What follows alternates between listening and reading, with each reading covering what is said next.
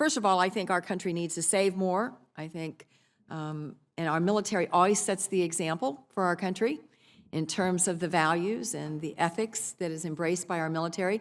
So I think that the way this plan embraces saving is terrific. I think most Americans don't know that if you're in the military, that your TSP contributions are not matched currently, unlike all other federal employees that get a match. I think that is obviously a double standard that's inappropriate. So the fact that we would move to a match for members of the military makes a great deal of sense. And I think this part of it is terrific. Now, here's the tricky part. If we're going to reduce defined benefits to 40%, and someone can retire with 20 at 38, so they're 38 years old, they can't access that TSP until they're 59 and a half.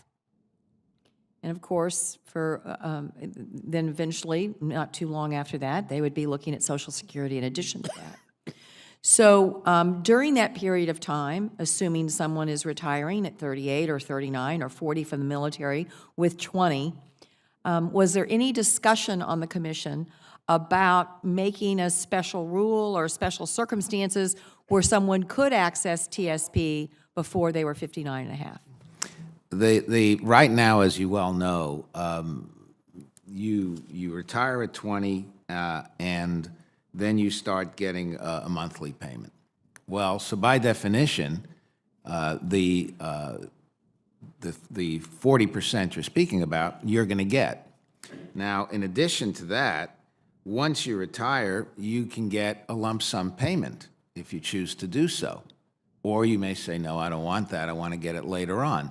So you, in fact, have given the individual much more choice than he or she has today.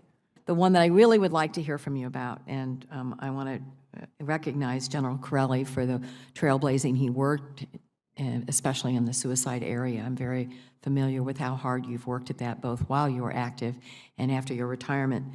But I'm a little worried about the most expensive recommendation you made, which is another command, standing up a 3-star. We've tried to work against quite so many flags. In fact, Gates, as you all know, did away in 2011 with the Joint Forces Command.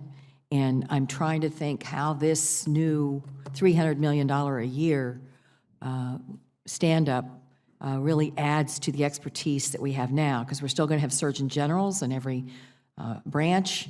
And I've got to be convinced that we need another group at the Pentagon. I have a great deal of affection for all of our generals and what goes with them, but 3 stars are expensive, especially with everything that goes with them, and what are we really going to gain by adding this new command at the Pentagon? And every recommendation that we made in this report was made with that in mind, the need for readiness. And there was a readiness implication to every recommendation that we made. So when we proposed a readiness command, we did this in the context of understanding that it is much bigger than the medical readiness component that it has oversight for.